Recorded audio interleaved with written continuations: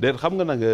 nit moom da ngay wax rek waaye ni ko nit ñi comprendre mënoo waat ne noonu lay demee mais man li ma doon wax xam naa ko ñi ma doon waxal it xam nañu ne ñun suñu rôle mooy protéger les acteurs sportifs ñi bokk ci sport yëpp dañ leen di protéger nekkuñu fi pour di ci agresser nit wala di ci doyadil nit le stade Lat Dior balaa nga koy comprendre da ngay comprendre début ba 2014 laa fi ñëw la première sortie que j'ai faite Léopold laa ko def c'était le 23 juillet 2014 il y avait pas de toit il y avait pas de gazon d'ailleurs bi ma génnee déclaré ne y a pas de plan B on joue au Sénégal sama proche collaborateur yi dañ ne non pal gu bees gi la parce que li muy wax peut-être comprendre ko Sénégal Égypte 5 septembre la ñu waroon jouer fii et c'était le 23 juillet je passais mes journées au stade Léopold Senghor et mes nuits yàlla dimbale ñu li ñu waxoon am on a joué ici c'était le début des performances de l'équipe nationale on a gagné 2-0 mais c'est en 2014 en même temps que l'inscription que j'ai trouvée ci budget bi c'était 500 millions pour Lat Dior c'est dans ce bureau là discuter avec mes collaborateurs j'ai pris sur moi la décision de mettre du gazon naturel à Thiès c'est ça l'anticipation si on n'avait pas mis du gazon naturel à Thiès 2018 la équipe nationale commencé génn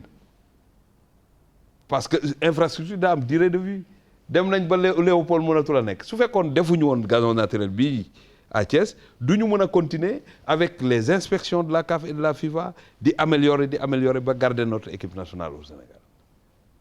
donc ci loolu lañ doon wax mais loin de nous on n'agresse même pas un journaliste sportif ni un acteur ni waxatuma la des stars de notre équipe nationale notre entraîneur les présidents de fédération vous savez on s'entend bien avec tout le monde donc on ne peut pas agresser qui que ce soit et nous yàlla bindal nañu nekkuñu ci ñi nga xamante ne bu problème amee dañuy yëkkati chapeau bi di ko wut kuñ ko solal on assume quand il y a des résultats positifs on lève la main quand c'est difficile aussi il faut le boire on était conscient qu'à Lat Dior on a besoin d'amélioration et ces améliorations on ne pouvait pas les faire comme ça il fallait ñu jóge ci inspection ñu jox ñu réserve yi ñu yëkkati réserve yi di ko lever une à une et ces réserves là sont là en train d'être levées ba tey dañuy continuer lever parce qu'on ne va pas abandonner Lat Dior même si on inaugure le stade du Sénégal dañu war a améliorer l'éclairage sportif continuer vous avez vu les pavés ont démarré et tout et je pense que les critiques ne sont du critiques yu bon am na critiques yoo xamante ne déglu nañ leen ça c'est des jugements de valeur on n'en parlera pas on est là on peut recevoir ça mais les critiques yi nga xamante ne c'est des critiques positives nous ont permis de rectifier et d'aller plus vite de faire mieux et ça a porté ses fruits le Sénégal est toujours au Sénégal au moment où de grands pays sont en train de jouer leur match ailleurs. Mais on était quand même sous pression ñu amoon pression bu énorme bu amoon quand même. Mais notre vie quotidienne c'est de la pression si c'est pas les stades c'est les équipes ou bien c'est notre travail on est habitué à ces pressions-là c'est que ça a occupé la place et au moment où c'était pas le Sénégal qui était dans ces situations mais nous on s'est occupé du Sénégal et des Sénégalais leurs préoccupations nous intéressent parce qu'on est là pour les satisfaire on rend grâce à Dieu avec les instructions du chef de l'État en collaboration avec la fédération nous avons fait de sorte que notre équipe est toujours au Sénégal. N'empêche ñu ngi jàpp ni monsieur Matar Ba moom mooy le principal moom mooy coupable bi am na bon jox nañ ko mooy comme critique yi nga doon wax noonu est-ce que yow partagé nga avis boobu est-ce que yow ñu ne man maay le coupable. Bon comme critique yow est-ce que yow partagé mais c'est ma mission vous savez je l'ai résumé tout à l'heure man du ma responsable boo xamante ne bu jafe-jafe amee damay waaf man du ma waaf je vais si vous voyez quand il y a des difficultés de ce genre au ministère des Sports je n'envoie pas le directeur des infrastructures ni le chargé de com c'est moi-même maay dem télé maay dem defi débat parce que nit aussi il faut savoir assumer ses responsabilités quand j'ai visité le stade du Sénégal tout le monde était content j'étais devant donc si on va quelque part où il y a des manquements je vais pas être derrière je reste devant. Vous êtes un ministre qui assume donc. Et j'assume parce que ce qu'on me fait assumer c'est par devoir que je l'assume c'est pas quand je suis là qu'il y a eu manque d'infrastructures sportives moi je conçois que si je n'étais pas là, si je n'avais pas la clairvoyance de décider ñu def gazon naturel à Thiès ci laay gën a nekk coupable nit ñi nag de par leur ambition on me rend coupable mais moment boobu je peux dire que au moins yàlla ubbi woon na sama xel bañ defi gazon naturel fële pour sauver la face au cas où parce que nag li taxoon ñu defi gazon naturel à Thiès c'est pas parce que Léopold da doon commencer délabrer non c'est parce qu'on a vécu avec la suspension de Léopold Senghor il y avait un stade correct mais amoon na incident ñu suspendre ko loolu ñu guidé ñu ne dëkk bu mel ni Sénégal war naa mën a am au moins ñaari stade au moins nga xam ne bu coow amee fee ñu mën a sauver la face pour mu am feneen fu ñu jouer loolu moo ñu poussé woon ñu defi gazon naturel fële mais vous savez avec une inscription de 500 millions c'est pas pour créer un stade de dimension internationale mais au fur et à mesure ñuy améliorer Lat Dior est devenu un stade qui a une dimension internationale même s'il y a toujours quelque chose qui manque qu'on doit améliorer. Donc,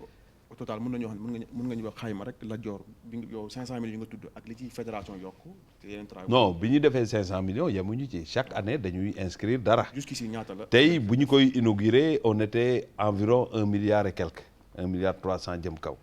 bi ñu koy inauguré foofu la toll mais tey avec li ñu ci dolli defe naa ne léegi mu ngi gën di améliorer parce que ku fa dem xam ko xam nga ñun mosuñoo wax ne am na lu manqué Lat Dior de Thiès wone nañ gazon bi champ de patate mais wonewaat nañ ko ne le magnifique gazon de Lat Dior et on n'a pas enlevé le gazon critiques yi tax nañu améliorer ko ba mel ni mu war a mel donc critiques yi ñun rejeté wuñu ko on est sportif on est compétiteur on doit recevoir ces genres de critiques ça nous permet d'aller plus vite ce qu'on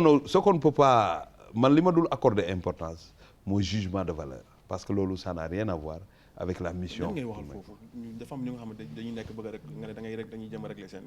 affaire seen. non xam nga man politicien la des fois nag gars yi bu ñu amee occasion il faut ñu yenn maay doj yoo xam ne ça n'a rien à voir avec parce que nee nañ fii Lat Dior peut-être ça va porter un coup au ministre Matar Ba qui est responsable politique ailleurs xam nga loolu ça n'a rien à voir avec cette mission là loolu laay wax dama ne Sénégal et puis c'est pas pour moi ce que je dis je le dis dans le général un journaliste sportif comme yow s'il y a un problème analyse bi nga ciy def normalement daf ñu war a aider waruñu braqueloo si ce que vous faites da ngeen ko basé ci ces règles yi leen di régir c'est pas Matar Ba dafa njool wala dafa gàtt qui vous intéresse ce que vous intéresse mooy nan la ñuy def ba yëf yi dox da ngeen ci am rôle ñun ñu am ci rôle keneen am ci rôle defe naa ne benn njiit du gis njobootam muy jàmbat benn affaire nga naan li ñuy jàmbat jaaduwul da ngay fexe noo demee wuuti noo fexe ba nga xamante même bu ñu amul lépp li ñuy jàmbat am luñ ci am defe naa ne moom la ñuy def et tout le monde est content de voir l'équipe nationale du Sénégal rester au Sénégal Thiès aussi la population de Thiès nous porte chance parce que la région de Thiès depuis ñu fa dem aussi jàmm rek lañ fay jëlee ñoo gagne et puis quand il y a match tu vois que c'est des zones positives qui circulent tout le monde est content on est en symbiose je rêve de voir le Sénégal nga xam ne match boo xam ne tàngaay la ñu war a gagner suñu adversaires yi ñu mun ko yóbbu Tamba fekk mobiliser nañ conditions yi tax match international war fa am chez moi et ailleurs donc il faut continuer le travail l'investissement ne peut pas s'arrêter. D'accord ok ñoo wax un peu par rapport ak dañuy évoquer mooy récemment mardi dernier yaa ngi woon stade du Sénégal. oui visite de chantier bu soreetul. est-ce que mën nga tey am benn garantie ba nga mën garantie nga mën jox Sénégalais que stade bi dinañ ko livrer le 22 février. garantie bi kay mooy bañ fa demee seen xam nga nag entreprise boo xamante ne avant ñuy teg xeer bu njëkk bi la natt kañ la koy inaugurer entreprise bu wóolu boppam la te nag daf ñoo jox exemple ba pare Dakar Arena bi 11 mois lañ ko tabax. 11 mois effectivement. donc bu ñu nee dinañ pare le 22 février jàpp date bi avant ñuy commencer y a rien qui s'oppose à ça y a rien boo moo ñu poussé ñu bañ a gëm loolu gëm nañu ne le 22 février ils sont à 83% 82 83% li ci des lal gazon la de finition et c'est sûr que le 22 on recevra les clés moo tax on veut anticiper avec la fédération peut-être dinañu bind FIFA balaa le 22 boobu ñu mën a ñëw def seen inspection pour mun ñu homologuer stade bi parce qu'on aimerait jouer là-bas au mois de mars les barrages. Peut-être inauguration aussi ñu ngi wax France comme adversaire. Non, il y a beaucoup de pays man du ma souhaiter benn pays ñi gars yi ngi fëgg daal ba ñii bëgg a jël revanche ñii bëgg a daje ak Sénégal. mais tudd France mooy bëgg a ñëw mais loolu moom France la. France nag nañ muñ défaite bi rek te xam nga man xaw ma kañ lay doon waaye défaite boobu moom jarul ñu ciy sori li am solo daal mooy dinañu ko féete date FIFA bu amee ñu xool comment organiser un match de gala un match important.